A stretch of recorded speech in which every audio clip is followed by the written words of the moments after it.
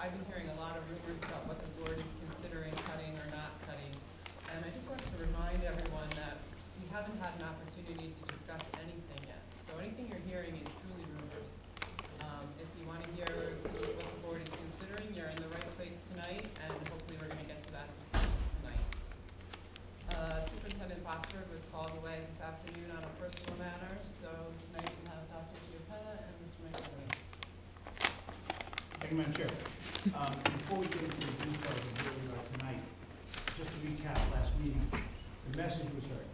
Stay away from classrooms, don't touch classroom teachers, try and minimize the impact on those innermost concentric circles, which are our core mission. Forget the ladders. Put it aside, don't think about it, it doesn't exist. We started fresh. We started again going from the outer circles and working our way in. There are some teacher FTEs in the latter part of the list, later part of the list, but the principals can talk to that.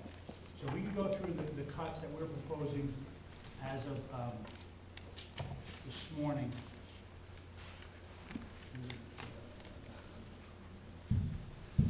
Okay. So if you recall, we're starting at 67,476,330.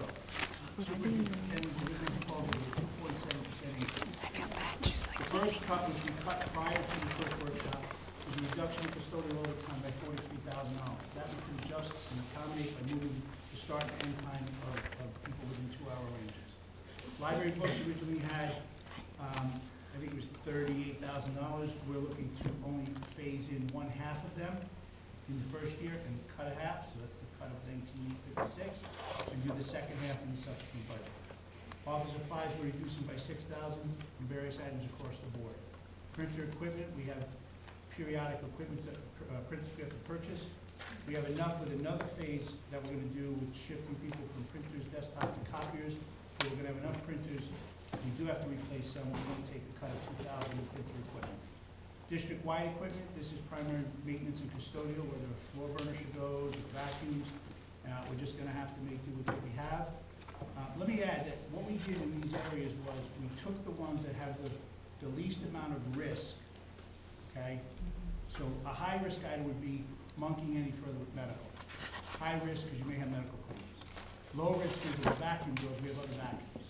Ideally, we'd like to replenish our equipment, but I think foregoing some equipment to keep teachers is the priority. So that's what we did here.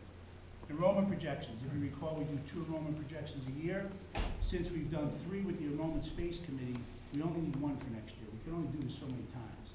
So we cut it in half. We're only going to need 1 in fiscal year 18-19, because we have 3 of last month already done.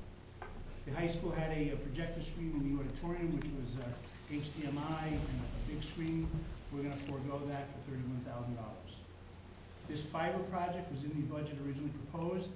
We got the hard quote yesterday, so we can cut $8,000. We only need $6,500 to do the project. Copy of plan design change. This has been in the works for over a year. It's going to be a little bit of a culture change for everyone, but we have a whole schematic of every building. We took every copier and every printer. We took the per page copy and the per page per printer. We are going to reduce the number of desktop printers with kind of centralized copiers, where it's 1/3 the price of a printer copy, a printer printout. So with the reduction of ink and the number of units, we're actually going to save 36, but we're asking them to take a $32,000 reduction.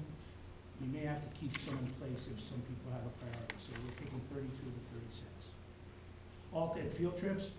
Excuse me.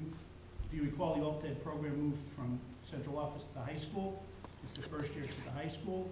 There was a proposal to implement something new, which would be taking them from school to work. So if they're studying a module of a particular topic and they want to take them to a place to experience that, there was field trip money in there for that. We're going to cut it by $3,000. As with any budget, was a plan. We had an estimate of 10 trips, $400 a piece. We've never done it before. Glenn had this idea to kind of get them out of the building and get them into the workforce. It's the first year. We'll try it with what we have left. If it's a successful program, and next year we want to go back and add more, we'll add the $3,000 back. $39,000 is a consolidation of non-certified person. Person has not been named or identified, but there'll be a shift, either a 1.0 or a 0.5 between a custodian and a secretary. Contract reduction, we last night concluded our second round of negotiation with First Student, and we've knocked $58,000 off of next year's contract price for the buses. Homebound reduction, look, this is unknown. Should the number of expulsions and the need for homebound go up, we may have to pay it, which means we take it from another object code. But right now, year to date, we have about 70 grand left. Last year, we ended with about 70 grand. If you look at a 2 or 3 year history, we should end, so we're gonna take 50 of the 70 out of next year's budget. For its full transparency, if we need it, we're taking it, somewhere else is gonna get cut. It's a zero-sum game on that. And the schools are facing more and more issues that homebound is not, it's more common than you think. That is the proposed reductions, staying away from the classrooms, protecting the items that you've all identified and the public's identified as preferred not to be touched. Keeping in mind that with enrollment and looking at the numbers of kindergarten, we're adding back 1 FTE at K at PES and 1 FTE at K at GES. The band is played and we're adding back 4,000 in music. So the proposal that we're coming to you tonight is at 2.49%, accepting the cuts in the ads that were presented, keeping in mind it keeps the $3,000 in the budget for contingency for special ed outplacement and out services. The next tier of items, additional reductions, are should the board want to go further, these are the items that we would put on the list, and they are in priority order. Each of these items are in priority order. The 1.0 music. Oh, well, I can stop there, Madam Chair. Does anybody have any questions?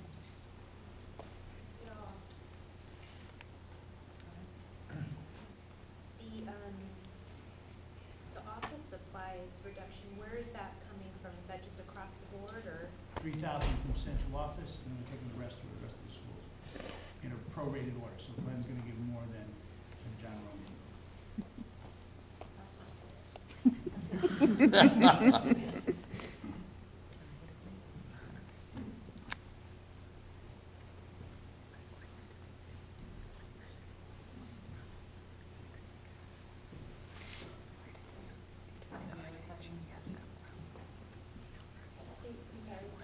The new school library books, is that just going to be elementary? Yes, ma'am.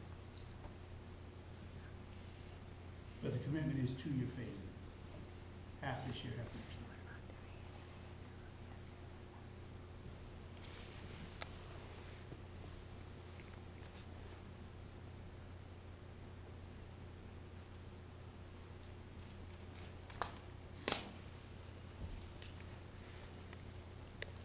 Madam Chair, I suggest we go through the next items maybe, just so you know where we are, if you want to open any question on that.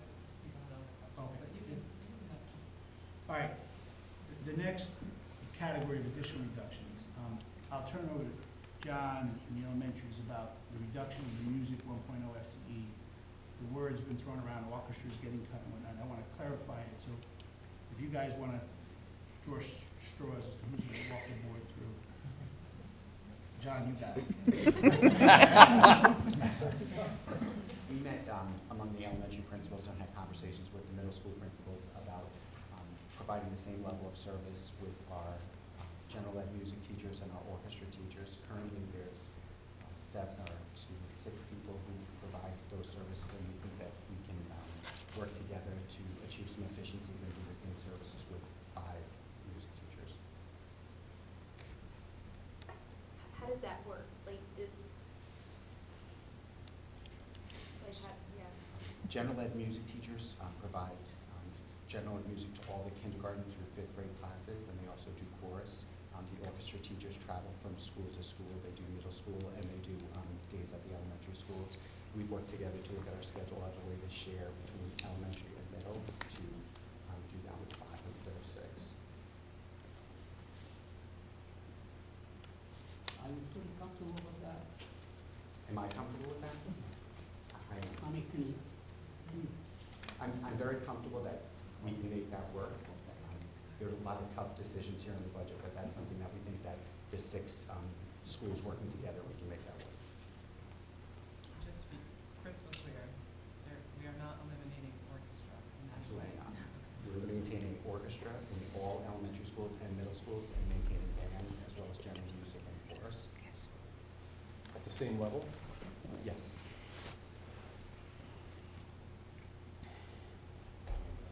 I mean, like, we're going to provide the same services after the year. Same amount of hours. Yes. So the students' exposure to music in any way won't be changed? Each of the music teachers at the elementary school has a number of additional periods where the music teachers are out there working above and beyond their schedule. So if they have a free period on a Tuesday, they're not sitting in their music room by themselves on a Tuesday. Our music teacher takes her banjo and goes out to the classes and works. So those free periods will be reduced, and we'll be using that to accommodate the required music program for general ed, chorus, and orchestra.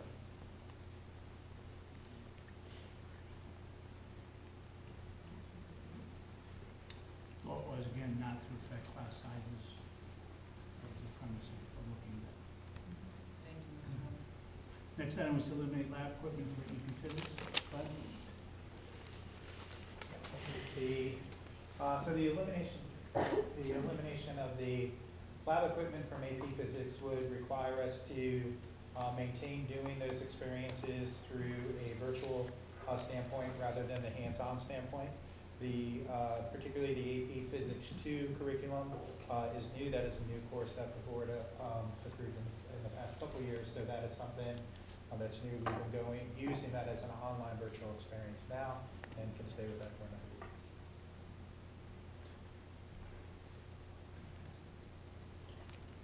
So just wanted me to ask, I guess, the obvious, hands-on better than virtual, ideally? Ideally, yes, because the kids would be manipulating the lab equipment, would be what would come up in terms of their results may vary, whereas the online may not. But that being said, again, it's as Mr. Romeo had stated, there's been some tough decisions and cuts, and this is something certainly we could live with and feel that we could still provide a rigorous opportunity for students. Next item is eliminate video cams, mobile HD for video class. So the cameras that we have right now, in addition to what we use for students, are also the technology that we use film and board meetings. As you see, we are capable with what we have. I think this is similar to, as Mr. McElivray explained, with items where it would be preference to keep our equipment fresh and updated, where we have some that are, we're putting some Band-Aids on to fix. But again, we certainly can make it work for at least another year with what we have. Eliminate AP environmental science. This was a new course request for next year. So it was something that if we, while there is interest in it, if we didn't offer it, again, it's not taken away from any course offerings that we currently have. It's something that we would come back to the board with next year and seek for the following year, because there is interest to that. But this would be putting off the textbook request, curriculum writing, and so forth for that course for next year. Do you have students who signed up for this course already for next year? We have students who, yes, we have students who have requested it for next year, but we are early enough in the process that we could reach out to those particular students who did and give them the opportunity to change their top choices in science systems. Do you have any idea how many?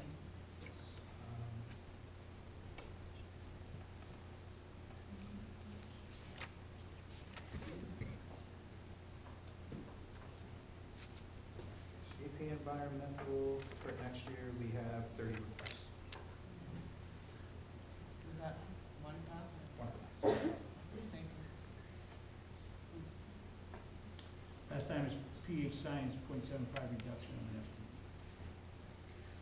That would be the most significant impact to to our science program and to our school program that we have. Currently, based on reviewing our class offerings and what interest is, there were some adjustments that we were already making to offerings that we have. If we were to eliminate that 0.75 position, the most significant impact would come in the college prep level electives that our upperclassmen would be eligible to take. This would include our Earth Science 2, Environmental Science 1, and Marine Biology courses would all not be offered next year. Doesn't mean we would completely eliminate those as courses, but we would not be offering those next year. They may come back in subsequent years based on interest and where other student interest is, but those are courses that we would not run next year. Additionally to that,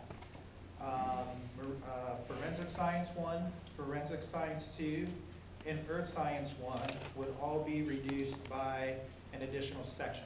So again, it would limit opportunity for what students would be eligible to take. The concern that we would have with that would leave out approximately 166 upperclassmen students who have requested those courses would need to filter into additional courses. So it would increase some class size in some other sections. And the other concern with that, of the sections that we had left, because those are all to college prep level, we would have 7 sections of electives that would be at that college prep level. We would have 4 sections of the physics elective, which some college kids, prep kids take, some honors AP level kids take. We would still maintain 11 sections of honors and AP level classes. And again, just based on interest, where we wouldn't see the ability to cut those because of the significant interest that we have there as well. So our concern would be meeting the needs of that middle level learner if we were to eliminate that 0.75. However, we can, if it were eliminated, it's something that we would run with those courses done. We are not recommending this. Keep in mind, this is as we start to exhaust, reducing the outer areas, we're starting to penetrate the inner. We heard you.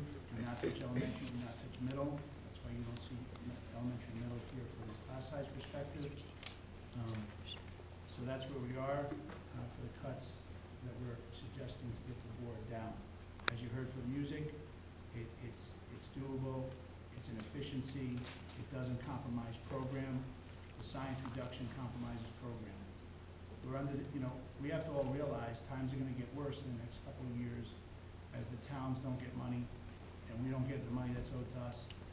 The discussions are going to become deeper and harder, and they're going to start fitting into the areas where it's impacting the product we get. So we're saying take advantage of these up to reducing the music. And I think it's a good first number to go out to the public. But the conversations in the year to come are going to get tougher, guys, because the towns are losing millions of dollars. We're losing hundreds of thousands by the month. The state's not fulfilling their obligation. These proposed reductions, a lot of them are infrastructure, equipment, those kind of things, right? So, do you see, like you just said, that the state is not funding as much as, and we don't know what's going to happen next year, right? So, by cutting these, do you think that it's going to impact us long term? Are we just pushing the buck down the line? Like, are we going to have to pay for this eventually? Some of them's possible, yes. We try to look at the ones that have the least amount of risk or exposure by getting rid of it, right? So if I get rid of a couple burnishes or vacuums, if one breaks, we shuffle them around. If I have to buy one, like a floor machine at the high school that twists 10,000 square feet in half the time of 4 guys doing it over 8 hours, we may have to take it from somewhere else. But the flip side is, do we give up affecting 150 kids at the high school in the science program? So we're weighing the two. And our core mission is not the floors, but it supports those teachers who work in that environment and keep the learning environment. But we have to do things differently, Brian. And that's where we're at. nothing here that's a capital infrastructure issue. Okay. I'm not foregoing sidewalks, we're not foregoing replacement of curb lines, we're not foregoing the roof. Those things are not, those are still on the radar. These are still part of the plan. These are those ancillary, not directly impacting the plan. Anybody else have any questions? I was wondering, go ahead, John. Question for the high school on PHS science, 0.75 reduction. On that part there, I mean, I was going through here where, like field biology at 6 and 4, I noticed another one was photo lab and stuff like that. The amount of money you came up with is not too far off with the 42 when I started figuring out if those came out. I know you have a cap on what you can put in, but do you ever have, for your guidance, a minimum that has to go into the classes? Yes, so each year when we enter into the scheduling process, we do not anticipate running classes that would have enrollment less than 15. So the classes with the small numbers now, as of September 1st, when the school year started, all of those courses were enrolled with 15 students or more. So for example, in the one area that you mentioned, the field biology, and in the area of environmental science, from September 1st to now, there were over 30 students who dropped those courses. And that happens for a variety of reasons. A lot of those were offered second semester with the, especially with seniors, if they've gotten into their college choice, if there's, that they have enough credits to graduate and they wanted to lighten the load in the second semester, sometimes they drop those. So in anticipating those, we try again to find the areas that are more interesting. So field biology was something that we would forego. One of the things that would take its place in sections is human biology, which is a new course that the board recently acted on. And the human bio course has, going off the top of my head, I think it was 45 registrants for next year. So because there's interest in that, we try to refresh those as well. But yes, we do not, there's very few courses that we schedule that have less than 15. We only do that with areas where we've already had discussions, it's agreed upon, or if the equipment in the room does not facilitate to get to that level. Okay, so the figures that you hear are somewhat misleading when we do look at them. The figures that you have there are actuals as of now, but were not actuals when we entered into the summer Okay. school. All right. Yeah, and just one other point, just thinking high school wise as well. High school reform will increase credit requirements. So right now, the average student can take 6 credits a year and earn enough credits to graduate at the end of 4 years. That will not be possible with this year's 7th grade class. When the current 7th grade class comes in, the high school graduation requirement will move to 25. Okay. We're at 23 right now. So we're expecting on average students to take 7 classes per year versus 6, which will again increase the need to have additional sections for kids. And that the state's not going to come back and say, no, we're not going to do that. It's going to stay at They've the done 20. that quite a few times, so we're really thinking where it is now. We've seen it move now. That this year's 7th grade class, it's stuck there for a while, so we think that will be that will actually come to fruition. Okay. Yep. Can someone speak to the need for the additional kindergarten teachers and the ballooning kindergarten class, and explain that, is this like if we want to go up, or is this something that's being recommended by the superintendent, and also why that is more important than the music teacher? I can talk to that. We've done the kindergarten registration in January, and looking at the numbers that we have so far for those 2 schools, PES and GES, we have a relatively high number of registrants so far. And so we want to make sure that since we still have about 6 more months until the new school year starts, we want to make sure that we're not going to have class sizes of 22, 23, 24 kindergartners. So that was the request, to have an additional kindergarten teacher in each one of those schools. When we did the model at Longmeadow, our model was wrong. We had an assumption that we were going to be able to get 5 this year, and we did, right? Some kids enrolled. The uptick in kindergarten, all 3 actuaries who've done our enrollment projections no idea why it came. I'll take it. So they're studying now, because if you follow birth rates, right, like usually the birth rate gives you the roadmap to what's coming in. They weren't coming in through the birth rate only. The sales, they didn't see them sold to children that age, so they're looking at it now, because we don't understand it. So the next model, we know what was an assumption that we were off on. But these two were actually, we're asking to be put in. It's not, we're asking you to, we're asking that they be included in the budget. The music teacher goes back to the core of, you've asked us and the communities have asked us where there's efficiencies due to enrollment, and you can reduce teachers or classify people to do it. So here's a way where we can reduce one FTE and still deliver the program, and the people in charge of the program are on board with it. So if we don't seize those opportunities, we're never gonna be able to adjust the FTEs. So we can't say on one hand, control costs, and then when we do it, say, why'd you do it, if there's an efficiency. So we're proposing to the 2.41 now. Take the music and leave the rest. As Brian said, we don't want, we can avoid monkey with the AP and keep the hands-on versus the virtual, and keep the rest.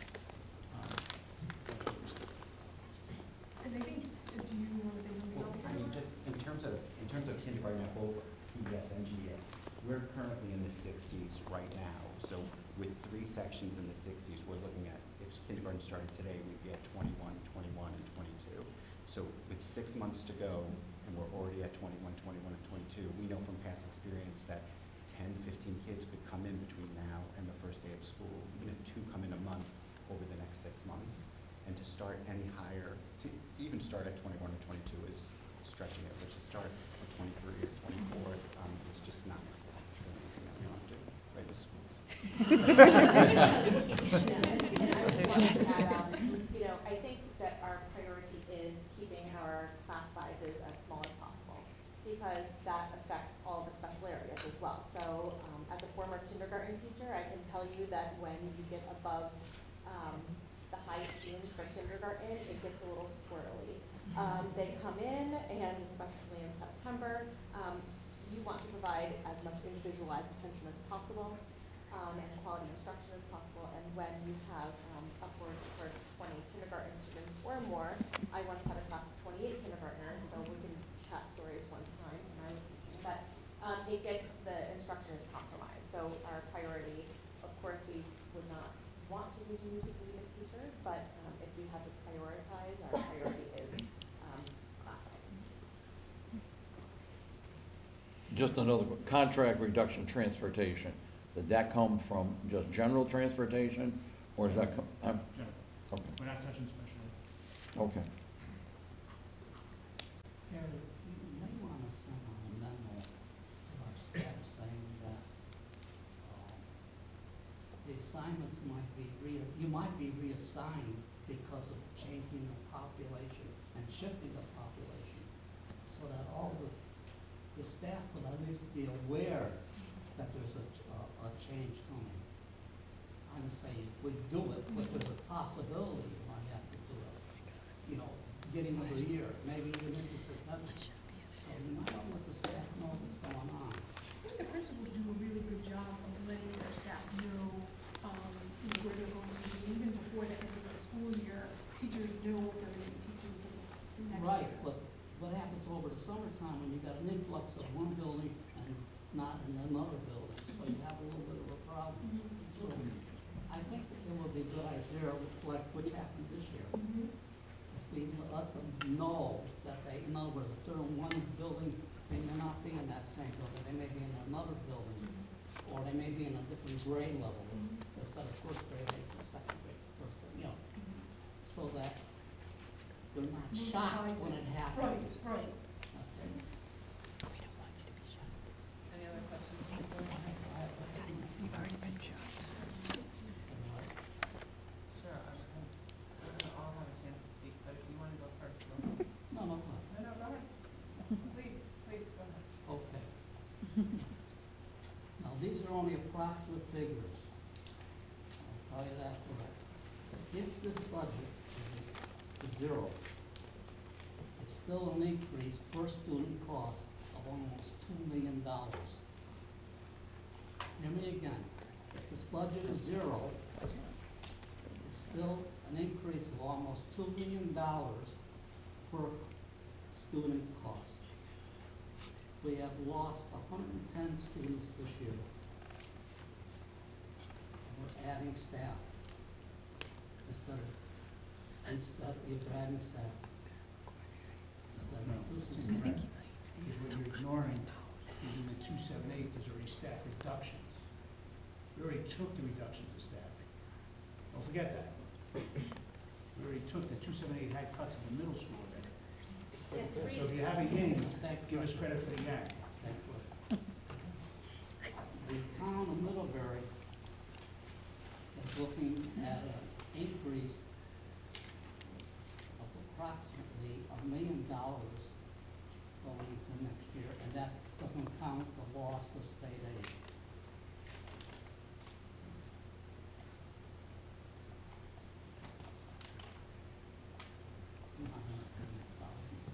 What's Middlebury's budget increase? What percent? 2. 2.17, All right. We're at 2.41. Not bad. not bad. Their budget's only $10 million. We educate their kids. That's right. That's $200,000, not $2 million. Thank you very much. If people don't have questions, I think that we should start talking about the 2.41 and start from there where people are comfortable, where people are not comfortable.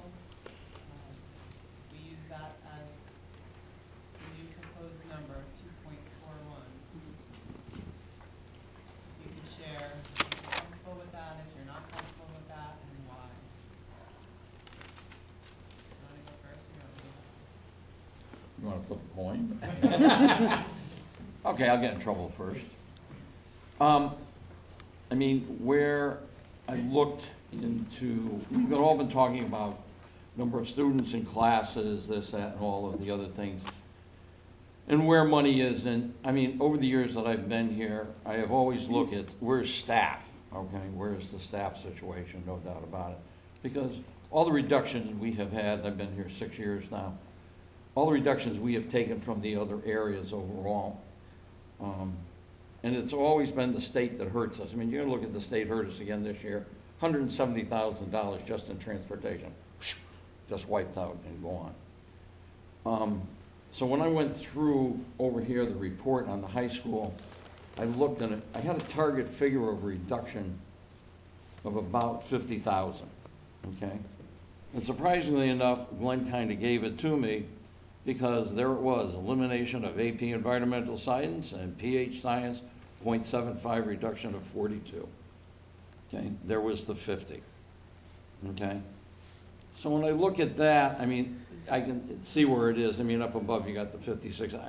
That part there, I mean, I just like the 233, but it's the two bottom ones that I like, that 7 and that 42. I think those should stay in there. I just do. Because it's the class sizes in here that I picked up in here that's going on and what's happening.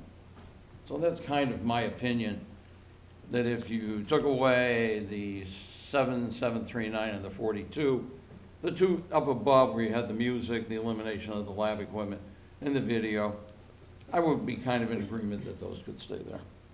But I think the bottom two, I'm in favor of eliminating those two, only because I've looked at the class sizes and what's going on overall. So. Can I just ask you, and I'm not trying to be argumentative, are you keeping the music or not? I have no problem with the first three staying there. Okay, it's the so bottom what about two. the number then, you want to get to a 2.4 then? Yes.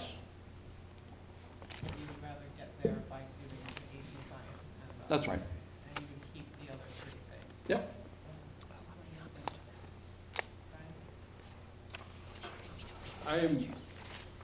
I think right now we're providing a high-quality education to our kids. I think that to continue providing that high-quality education, we gotta fund the programs.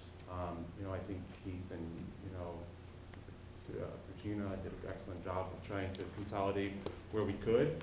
and be more efficient. But, you know, I gotta be honest, you know, eliminating science, you know, to me is, or science classes, kind of goes against everything that the board has identified as what we want for our kids.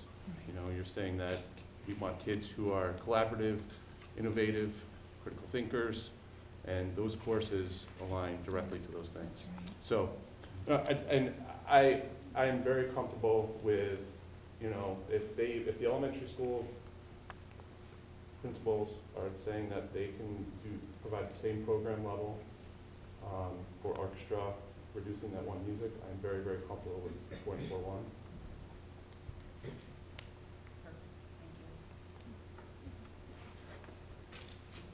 So thank you very much to Mr. McGoverty and Dr. Shikata for working on this. I did think of a quick question, it's a numbers question, and you don't have to have an answer right now because you may not. But Mr. Cookson mentioned the 170 in the transportation grant. Just with the two big ones, like ECS and excess costs, yeah, whatever, aside, are there a lot of other of these little state grants out there that There's not many left. There's one for 30,000, Magnet Transportation. If you come and go, it doesn't hurt us. Right. It's not that big. I mean, 170 is kind of big, but 170 is big. The hurt us with 170 was they did it after we adopt our budget. So the state adopts their budget, the towns and boards are going to adopt their budget, and then two months later, they say we're taking away the 170. The timing was what hurt us. But right now, there's nothing, I mean, we all know what the state's facing, but right now on the horizon, other than excess costs and educational cost sharing, there's very little conflict, but that will change. So I would agree with Mr. Watson. I mean, I feel like it's class sizes and, you know, really, for various reasons, I mean, it's a metric people look to, I think, for valid reasons. I think it's important to maintain them. And I do feel like EP offerings are just, I mean, that's to really be a Derby high school and produce the kind of results that we want to produce. I just can't see compromising on EP. And I understand that there might be, you know, a couple that are, you know, 6 or 8 in a class. But I'm okay with that because I don't want to compromise the offerings. So anyway, I'd be fine with coming down and stopping at so reduce the music 1.0 FTE and then stopping.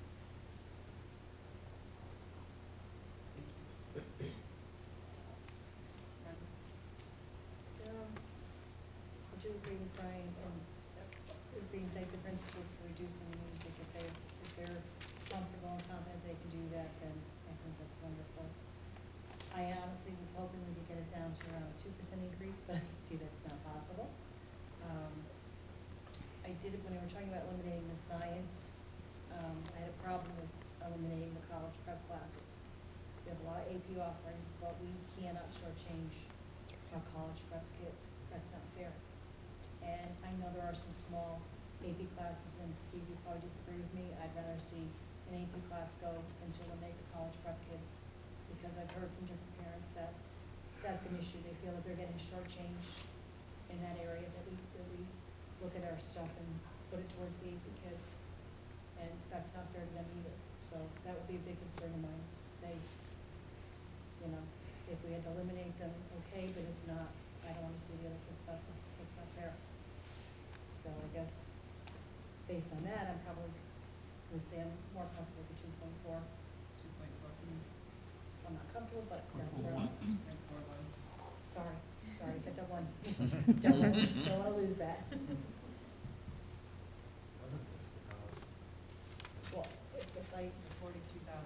if they took it out, it would be, you know, if they, or, I could misunderstood. Did I understand? No, you're correctly? correct. Yeah, It's not okay. 42,000 that would Okay. impact college. That would, thank you. Yeah. No, that's okay. Just double check, make sure I'm right.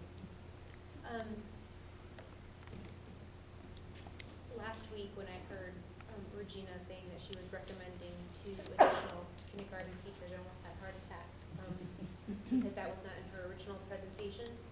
And then, you know, we heard that for the first time last week, and that was tough to take. I appreciate what you've done with this budget. including those 2 kindergarten teachers and still getting to that number that we're talking about. So I think that's pretty amazing. I also think it's pretty amazing that we're having an unexpected increase in enrollment. And I don't know why, and you guys don't know why with all your enrollment projections. I'm certainly not qualified to speak on it, but part of me thinks it's because Region 15 is a good school system, and it attracts people. It certainly attracted me, and I certainly don't want to demolish it and make it less than what it is now. I'm definitely nervous about reducing the music teacher. I do think music is important, but given what the principals have said and that they're comfortable with it, then I would cede to your superior knowledge on that than mine. So I probably would say I'm comfortable with the 241 as well.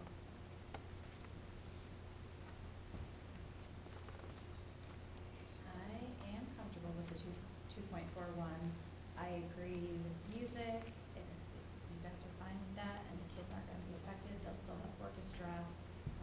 That's fine. And I do agree on the PHS science. I think Glenn said it meets the needs of the middle level learners, which I think sometimes get kind of lost in the shuffle. So I'd like to keep that maintained as well.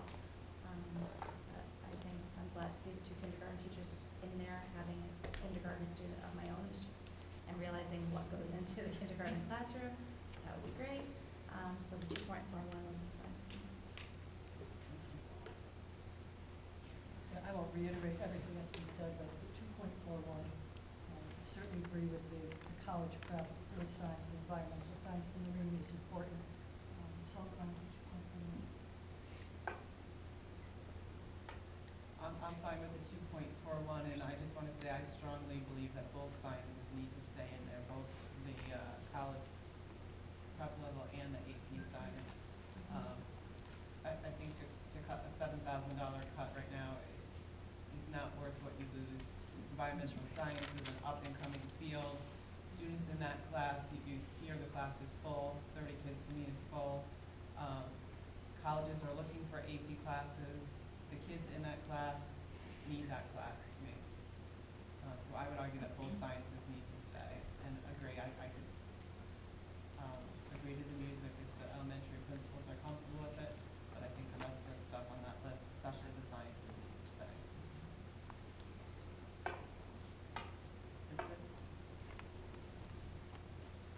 Yep, sure.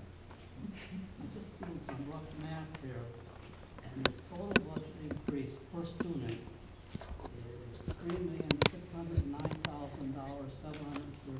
I thought it was $2 million a little while ago. No, $2 million. What's wrong? If it's zero, with this 2.4, it comes out $3,609,713. Per student? I can't even look at it. I believe you said that was per student. He did say that. Yeah. It says per Per student. student cost price. My kid was I raised want to on $3 emphasize million. that. Per student You cost can't talk price. numbers. It's not fair. Can you find what you're doing right there, student cost down? Student cost per student Student is is taking the total amount, dollars, divided by the number of students we have in the system. cost per student is not $3 million. You're taking that $3 million and dividing it by the 4,000. He's taking the total budget of 69 divided by 4,000. I'm taking the increase this year, which is $1,627,183. Right. And I'm adding the approximate $2 million on the zero increase, which is from zero, because there's 110 less students, and it comes to $3,609,713.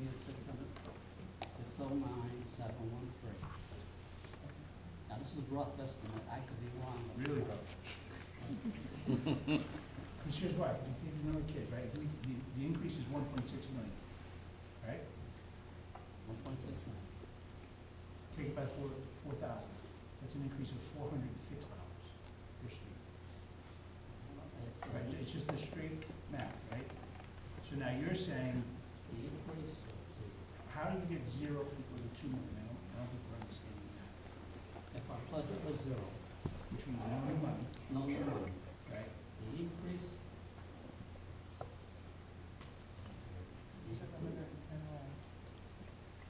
last year's budget, the cost per student was $18,023 times 110 students, which is $1,982,530. Okay, the per pupil Cost. the net per pupil expenditure is $16,636. Because remember, net, they take out to equalize it between regions and towns. Right, but let's They be have to- realistic. We're still paying the total amount. I don't, what the state does is makes it look like we're spending less money. That's all the state does. So they're trying to equalize it, because if Naugatuck doesn't pay debt, and Naugatuck doesn't pay medical, and Watertown doesn't pay debt, and they don't pay medical, and our medical's 10 million, they try and say, okay, well, why should we we have to equalize it. It's unfair to take a district that has all of these fixed costs that towns have, and skew the per pupil for the regions. So that's why they back, you know this, they back the Right, they equalize. back, I know what they're doing, Yeah. you know what they're doing, but I'm taking the actual. I like cost. what they're doing, you know. No, I don't like I it. know. I get it. That's what's going on. I mean, the taxpayer, the local taxpayer is still paying that amount of money. They're paying 1.6 million more. Correct.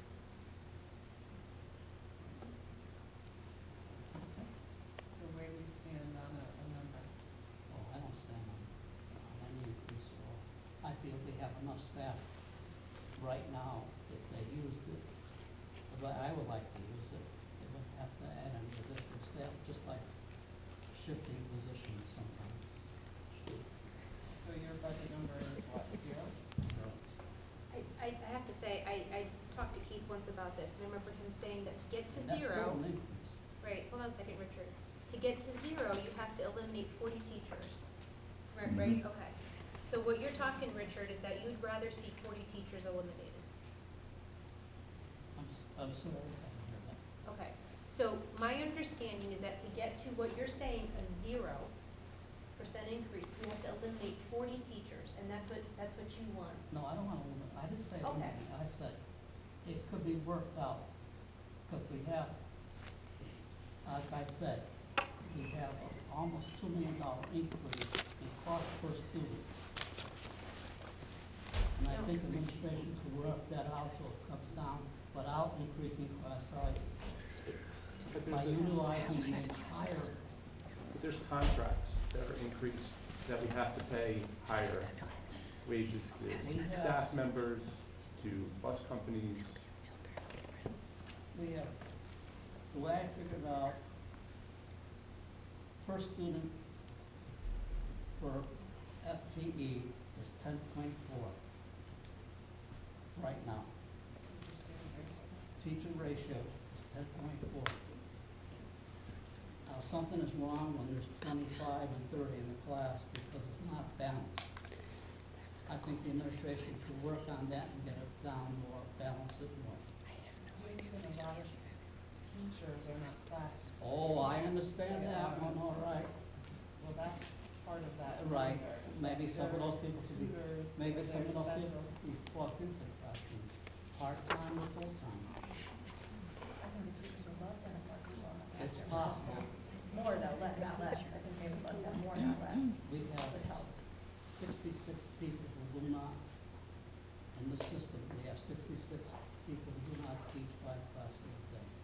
That But includes see, principals, that right? includes, principals. in terms of administrators, I know what number you're pulling from, but, you know, there's 6 of those are reading, 6 of those are reading consultants. 8 of those are library and media staff, we have SRBIs, there's a number of SRBIs, so. Are you listening? Yeah, he doesn't want. Doesn't listen. I heard you. Did you hear Let's me? do Yes. evaluations. Right, That takes a lot of time. I just don't want information that we have like 66 people that are like sitting around doing nothing. Right. Exactly. Or that they're administrative, they're called administrative, and they're not teaching classes, but There are reading consultants, there are interventionists, there are SRBIs, there are library and media staff, there are counselors, there are school psychologists, so, yeah. But they could teach also. Reading teachers could teach. Trust me, an When- SRBI when are they staff, going to teach? They're doing their job, but, They could also teach classes. you cannot have an So- SRBI so- specialist who's also carrying 3 classes. I'm sorry, I didn't know. School psychologists, you see one after the other, they're placing, you're doing 504, 504, 501, yeah. I mean, they can't, it's not their job. The school psychologist is not supposed to be teaching classes. An SRBI. Degree lies. I'm not saying all of them, I'm saying some of them. They're hired for a specific purpose, and then they required by law, and then you can give them something.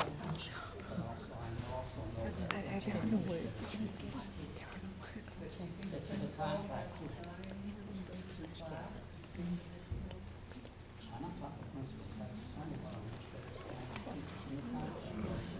Right, but if you're not talking principals, you're not talking assistants or tutors. I'm not sure who you're talking about that you want to teach the classes. Talking, department heads, talking, They do teach classes. Huh? The department heads do teach classes. They do? Yes. How many? Teaching 3 classes now? All of them? Academic heads, academic people? Yes, so, right, Academic department chairs are teaching classes, directors, district-wide personnel. I think in fairness, the elephant in the room is those who are not in the room, who say enrollment's down 1,000 kids over 10 years, projected to be down 300 the next 3 years. Why do costs keep going up? That's the question, no matter where we go. So even when we demonstrate that we've got rid of 20, I don't want to minimize it, but we eliminated 27 FTEs over the last 5 years. Nobody hears that. So I think if we're gonna have a frank, honest discussion about what do we cost, let's also talk about what we produce, and then let's talk about why you can't have a one-to-one ratio of a student goes down. And I think we have to have that, folks, because in the next 2-3 years, it's not gonna get easier. So as much as we may disagree with those who think there's this immediate correlation between the student dropping and you have to reduce FTEs, let's take it on. Let's debate it and talk about it with facts and not numbers that are just kind of calculated off the cuff, because it is tough. We're outpacing CPI. If people aren't getting raises and their household incomes aren't going up by 2 or 3%, they're going to start to shift. I'm only saying it's a reality we're all going to face. The train is coming down that track. I'd rather us discuss it and debate it proactively than reactively, where the state says to us, you're down to $1 million, goodbye. Because then what do we do, folks? Then we're scurrying. So I understand your point, Rich, about we can't sustain our growth outpacing the economy. I get it. The towns aren't growing their grand list in the commercial base just because that's the economy we're in. But we all benefit from being efficient and effective. So maybe next year, maybe over the summer, we start to have this discussion. Because it's going to benefit all of us, folks. It really is.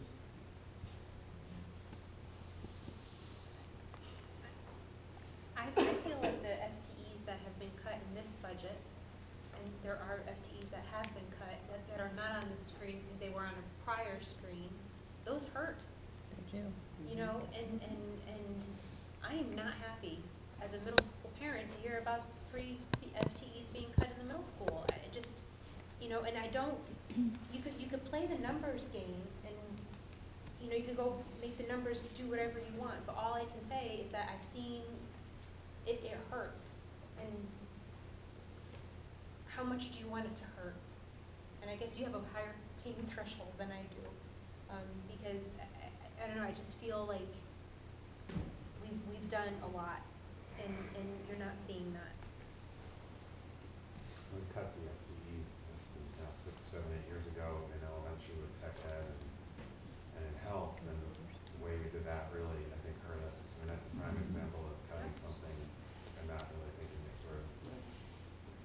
And we cut when we couldn't for the kindergarten. Everyone forgets that cut.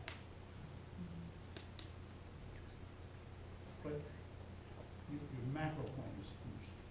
Your micro, I got the, listen, I've been walking any store in Middlebury and I get hit by, we lost X amount of students, how come our budget is going up instead of down? Every day of the week, when I walk into the post office, when I walk into the Novus, when I walk into a restaurant like Naples, I forget. I was just talking to Mike, I did something, I won't bring it up, but which one?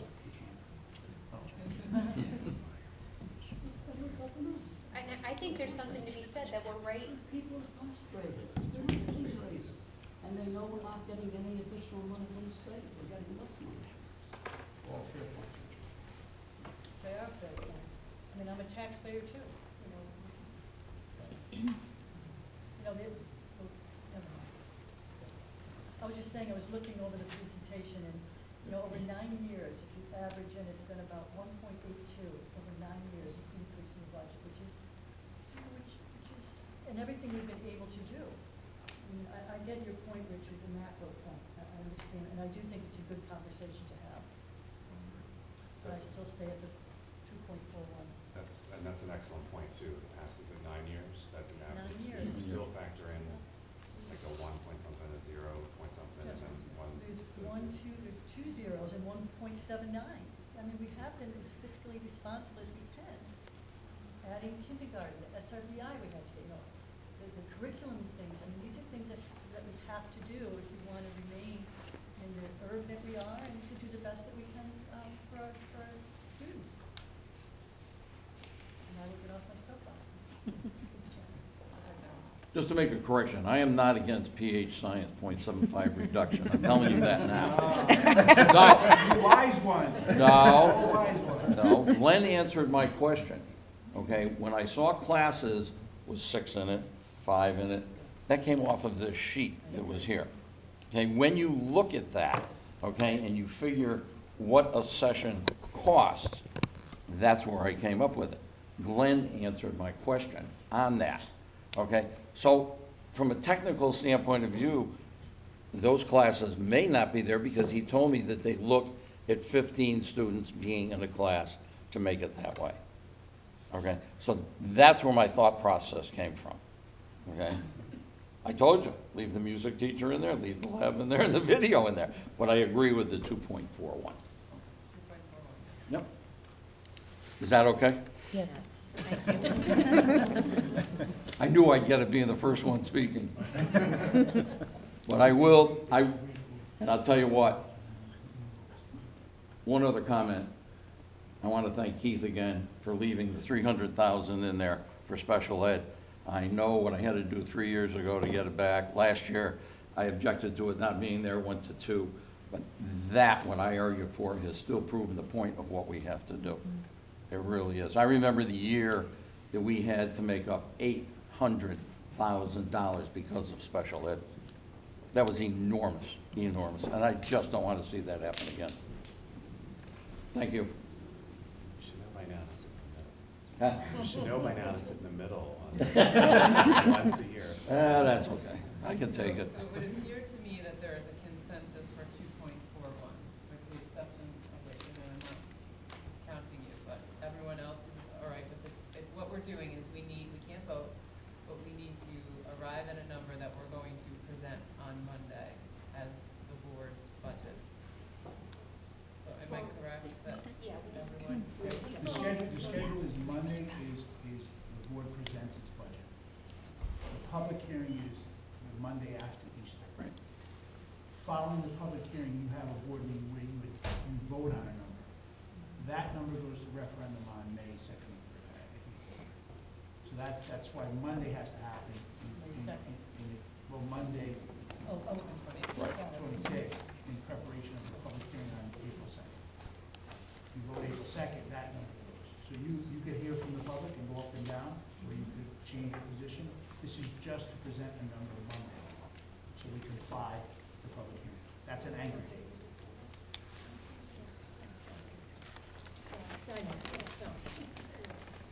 I appreciate that we have so many people in support, that we're all working together and, well, not all, but, you know, respect each other's opinions, and it's great to have. So no more questions, everybody's acceptable moving forward to 2.4. All right, so I'm gonna turn it over to public comment. If you have a public comment, please state your name and town of residence and limit your comments to 3 minutes. I'll go first. Should I stand? Yep. Okay. Sorry, my back's to some people, but my name's Erin Burden. I'm a resident of Southbury, and I'm a second grade teacher here at Long Meadow. Thank you for the opportunity to share my thoughts and for all of your hard work and your conversation. Our collective mission in Region 15 holds us to excellence and states that our decision making is based on the best interest of students, all students. Our mission is comprised of powerful words like productive, ethical, engaged. I'm a proud resident of Southbury and a proud educator in this district. As such, I'm compelled to formally state my support of the superintendent's proposed budget, particularly in restoring teachers to the primary level at LMES. At the primary level, and especially for our most needy students, research supports that a lower student-to-teacher ratio results in improved literacy outcomes, and empirical research also supports that student-teacher ratio is a predictor of parent-guardian perceptions of the level of homeschool collaboration.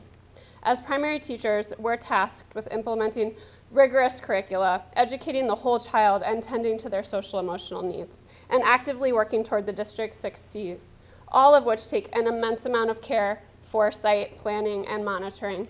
We expect that all students make at least 1 year's growth across content areas. We work diligently and tirelessly to ensure that every step is taken to support this goal. We need the support of our Board of Education to ensure that class size guidelines are supported to the very best of our ability. One of the largest scale studies ever carried out in 2007, published in Developmental Psychology with 35,000 student participants, found that children with early elementary mathematics and reading skills are most likely to experience later academic success. Our time is now with the fabulous young students entrusted to our care, and we have to do right by them. Thank you.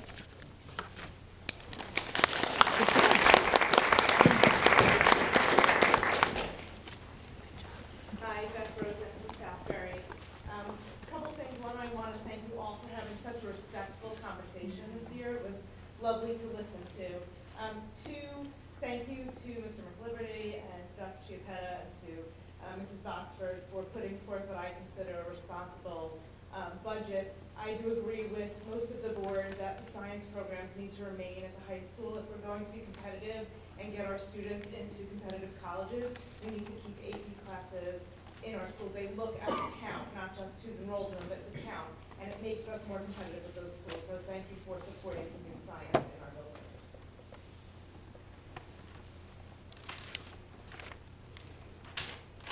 Hi, my name is Shannon Cavallo, and I'm a Middlebury resident, just moved in this past October. I have a kindergarten son at MES and a paid peer in the LMES preschool program. We moved to Middlebury solely for the school system and the reputation associated with it.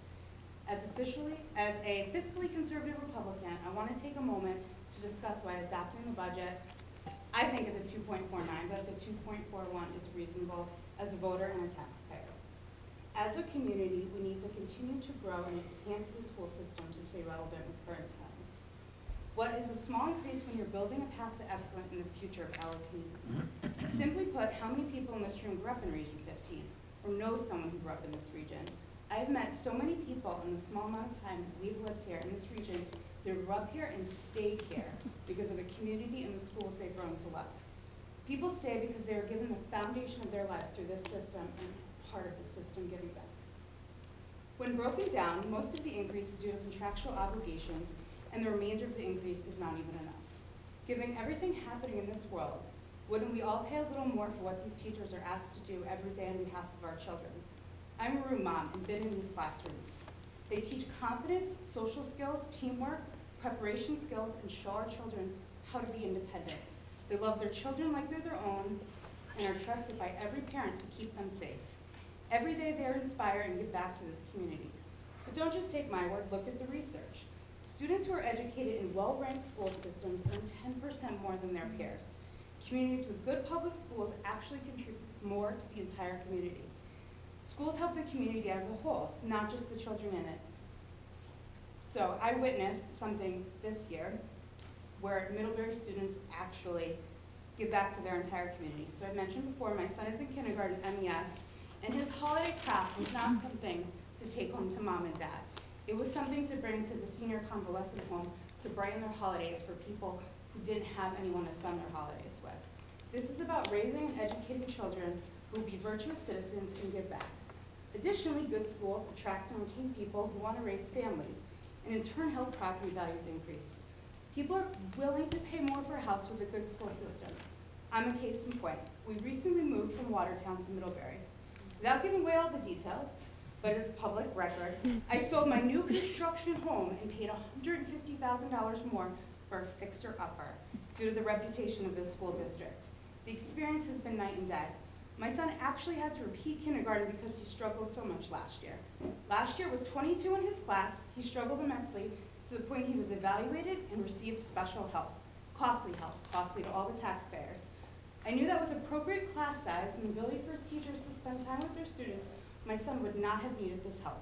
We researched test scores, grades, districts, and made the move to Middlebury. This year, with correct class sizes and the unparalleled ability of these teachers, he's making strides I would have never expected. Costs us more to help children in the future if they fall behind. We need to ensure class sizes are appropriate, or we're paying for more mandated assistance. If I wasn't concerned about a school and reputation, like I'm sure other families are evaluating, I would not have moved. If we continue to pass zero increase budgets, we are inevitably affecting our kids' future. According to the presentation, part of our increase this year is the cumulative impact of spending freeze over the past 4 years. We cannot keep kicking this down the road. We only get one chance each year with each child to get it right. There is no do-over. Benjamin Franklin once said, investment in knowledge pays the best interest. And in Region 15, we should be putting excellence first. I would urge the board to pass the budget 2.41 as it stands and focus our efforts on enhancing the lives in our community. Thank you.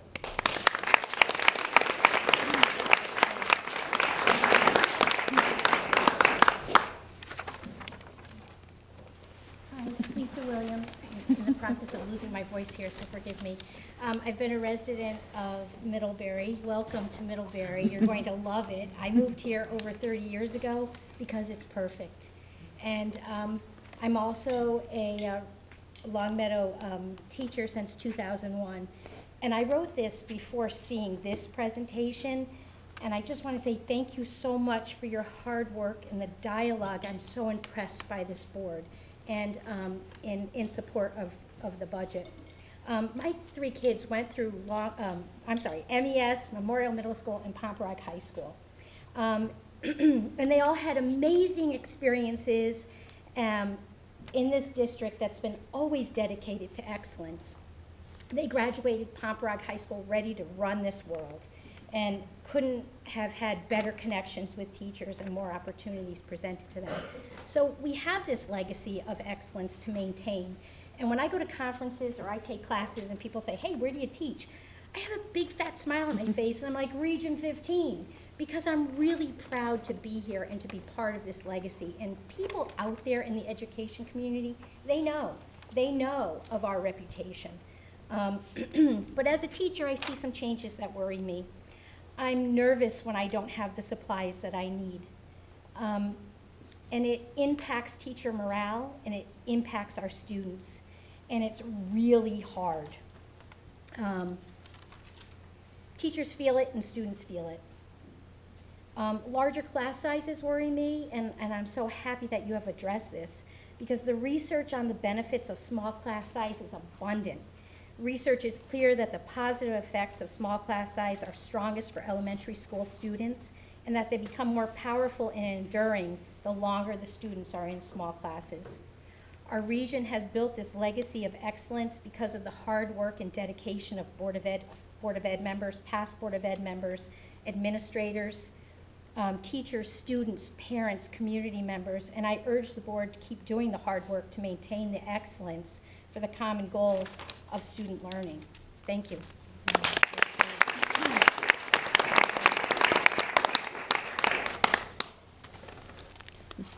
Hi there. My name is Heather Dwyer, and I'm a resident of Southbury. And I had a whole thing prepared to talk about the last ladder, and I've had to throw that out now. So I do want to thank you very much for going back to the drawing board and having another look at these issues. I really do appreciate that. I do also appreciate the inclusion of those kindergarten teachers because I cannot imagine being a kindergarten teacher with 20-plus kindergartners, so I do appreciate that we address that. Since I've had to throw out my whole thing, I agree with everything that's been said about class sizes. I do just want to speak to a couple notes I made during this presentation. One of them is regarding custodial overtime. And one question that I know you can't answer, but what I would put out there is about the flu season that we just had, which was incredibly affected a lot of people. I would want to make sure that with that custodial overtime cut that we're not compromising the cleanliness of table surfaces, cafeterias, water fountains, all of that. Thank you. Okay. The other note that I made was about the consolidated non-certified employee, which could be custodial or a secretary. Just one note that I would like to make about that is the secretaries at the front desk, they are often the very first gatekeeper of getting into and out of the school and checking people out. So that's another area I would just like to understand better, that we have that covered if we lose that staff member. I am an electrical engineer by training, and I think there was board consensus about the physics lab, the AP Environmental Science, the 0.75 reduction in PHS. So I won't bore you to death right now, but I do believe that those would be essential to keep in this budget. Also, regarding staff that don't teach classes, I would also just like to mention that I do have a son with cerebral palsy. He does receive many services from this district because of the level that he is impacted. He receives physical therapy, he receives occupational therapy, he receives speech therapy. Those are things that the district is obliged to provide him under IDEA, but I would just like to say if anybody on the board maybe would like to talk to me about that and why that is necessary, I would be happy to answer questions. Thank you very much.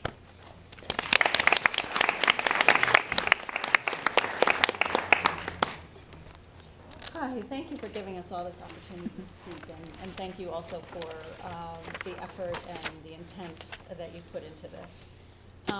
I did the same thing. My name is Jamie Richardson, and I have been a lifelong resident of Middlebury, other than a few years after college. So I've been a taxpayer all those years. I attended Mary I. Johnson Elementary School. I went to Southbury High School. So I stand to you as a resident and a taxpayer.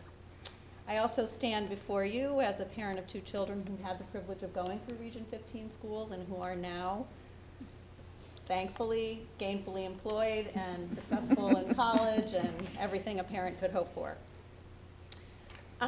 Most importantly, though, tonight I stand before you as an educator and an advocate for the students in Region 15. I've taught for a total of 32 years. The last 21 have been in Region 15. I'm a primary teacher, have taught K through 2, and I'm currently a first grade teacher. And I'm one of those teachers that have been talked about with a large class size and feeling that the impact educationally and emotionally that it's had not only on the students but on the teachers. I've always taken great pride, and I know many of my colleagues have, in working tirelessly. And when I say tirelessly, I mean staying here until 6 or 7 o'clock at night, always bringing work home, to establish authentic and meaningful relationships with each of our students, as well as to provide developmentally appropriate, academically rigorous, meaningful, and fun learning experiences, which research clearly indicates is how students learn best. Well, now I think I can say that we're all kind of getting tired from working tirelessly. That's always been a part of the job, but one of the things that's affecting us most is the inability for us to teach to our belief systems. And our belief systems are based on what we've learned through research and our education, but also the vast amount of experience that we have in the classroom. Large class sizes is definitely impacting our ability to teach to our belief system. And so I'm very appreciative that you're putting back the first grade teachers and adding some kindergarten teachers. I think if you do the research and you look at the research, you'll see what we're talking about in terms of how that promotes learning in all students. And not just academic learning, but more importantly, social emotional learning. If students have a healthy social emotional development and well-being, then they're going to be able to learn whatever it is that you put in front of them. I've always trusted and truly believed the words spoken by our administrators and the members of the Board of Ed, Region 15, that your primary goal is to provide the young students of Middlebury and Southbury an exemplary and balanced educational experience. It disheartens me to hear Middlebury board members speak in a way that is disparaging to our profession. I live in Middlebury, I go to De Novas, I walk the Greenway, and I promote positivity towards our educational experience that we're providing and how it's worth every penny that we spend. And I'm hoping moving forward that this board too will work in unity with teachers and administrators to put that message forward, that we are all behind this. And if someone approaches us in public and asks us those difficult questions about class sizes decreasing, but budget numbers increasing, that you will be able to speak to what we've talked about tonight and do that with integrity and a true belief. So I'm urging everyone to support Ms. Botsford's budget, and thank you again for allowing me.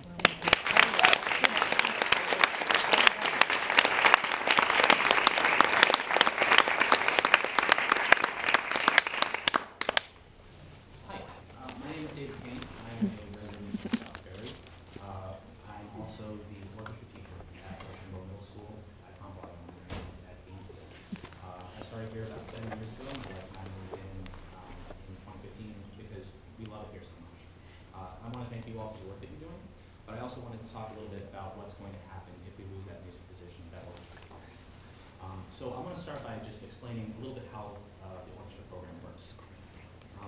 The core of our curriculum, my cohort at Memorial and at Middlebury and Monroe, is working with kids in small groups on their one instrument and helping them to develop skills a little bit at a time so that when they're working in large groups, they know what they're doing.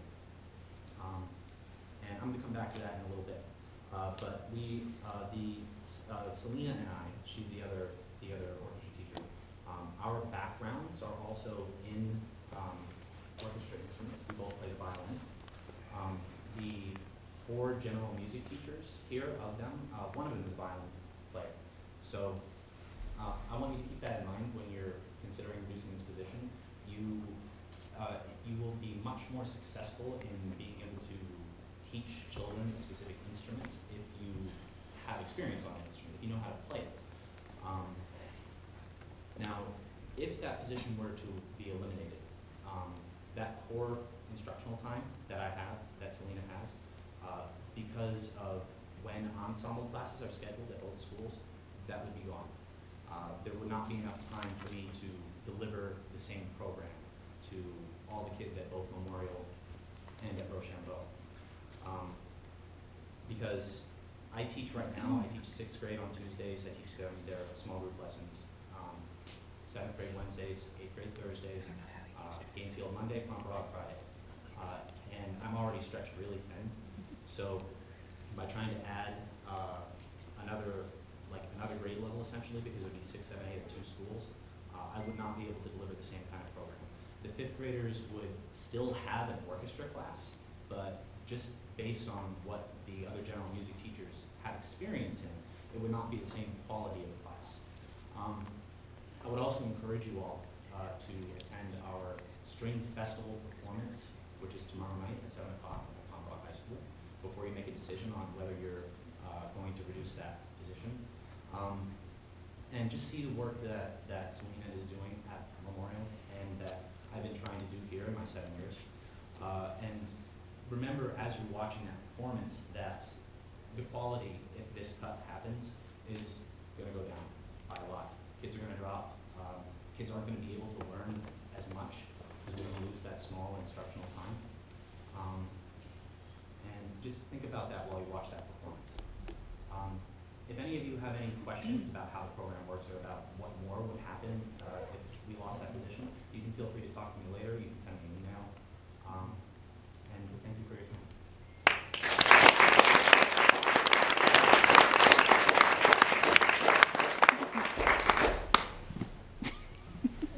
Good evening. Hi, Board of Education, my fellow colleagues, parents, teachers, administrators. I'm Leanne Cassidy. I'm a homeowner in Middlebury, Connecticut. I am the proud mother of a Pomperog graduate who sat on your board as the student rep. I'm also the Region 15 Teacher of the Year and Connecticut Teacher of the Year state finalist.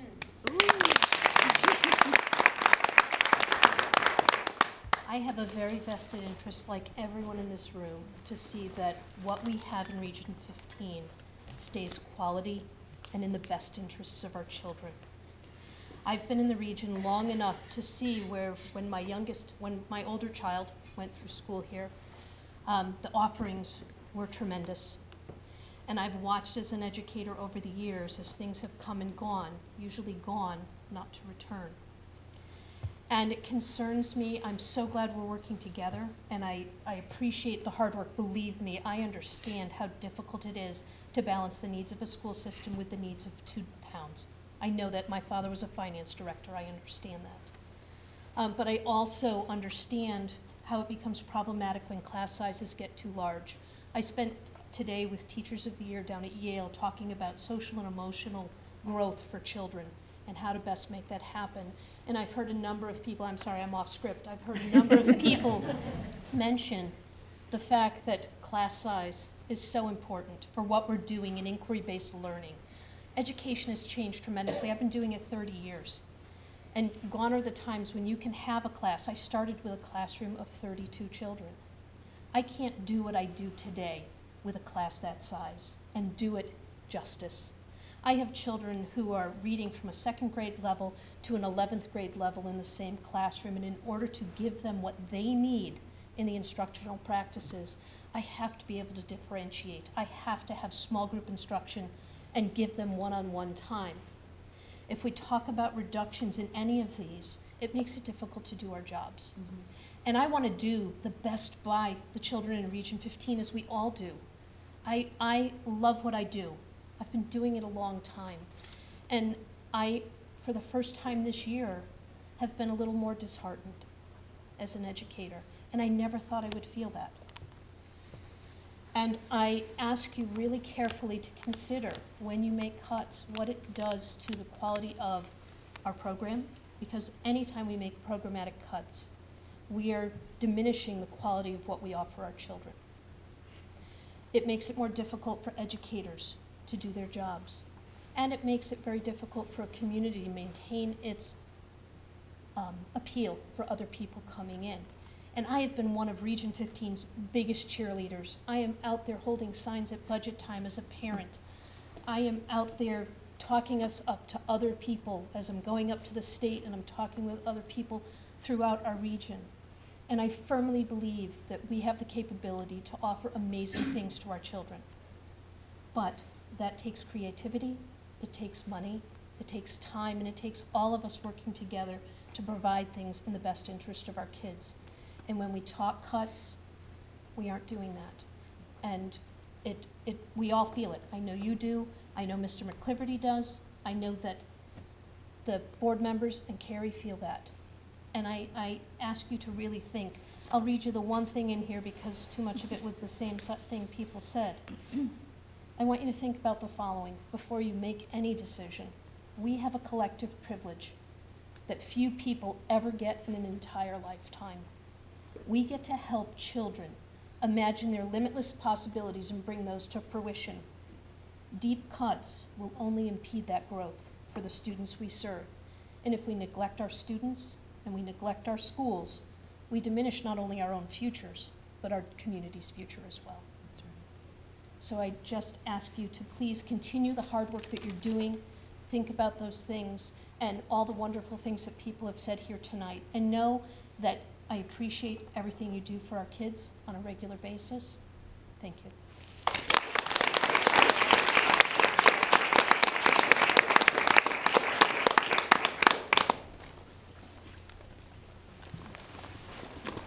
Angela T. Rude. I'm a Middlebury resident and also a mom of 3 in MES. I have twins in first grade and 1 in kindergarten. If anyone's calculating, that's 3 in about 18 months. But I'm also new-ish to Middlebury, and I'm also an educator. I'm a psychology professor at a community college here in Connecticut and a psychologist. So just as many here, I just wanted to echo the viewpoint about class size. Having these twins in first grade, feeling very discouraged as they'll be going into second grade with class sizes of over 20 is very discouraging. And also, I have to say, I'm very disheartened that this is my first meeting here today to feel that some of the Middlebury representation that we have and some of the very ill-informed and inaccurate FTE roles and if they can be in the classroom, that's just overall very discouraging as a parent. And it's a little bit alarming for me being the first time here at a meeting. So I just wanted to share that, but I'll also state that I agreed with all of the beautiful statements that we've heard today.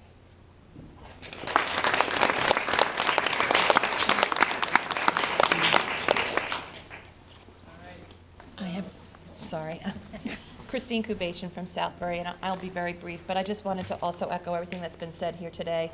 It's so heartwarming to see so many people here, staff and parents and constituents from both towns, especially the overwhelming people that we see from Middlebury, which I don't think I've seen very much, and I love seeing it. So I'm hoping that our Middlebury representatives can see that you're representing all of your constituents, not just the ones that maybe you happen to pass in the streets that are telling you to cut the budget. There's a lot of constituents here that are telling you the other way. So please pay attention to everything you're hearing. And I did want to echo what's been said about the science teacher and the AP class. Absolutely, we cannot cut that. That is so critical for all the reasons that's been mentioned. And I know David Kane very well just because my children have been growing up through Pomperog Elementary and Rochambeau. And in light of the information that he shared today, I don't think there's any way that we can cut that music teacher because I think music is so important. There are so many children that don't do sports, and they find their self-esteem and their self-worth through music. And there's a lot of kids where that's their thing. And if we cut a teacher, and it's going to impact their learning and their ability to perform, I think that's a very small amount of money, and then it's going to impact a lot of people, which I think is just the wrong message we should be sending to our kids. So thank you all for listening, and also thank you for the way that you have been behaving as a board. It's wonderful to see. Thank you.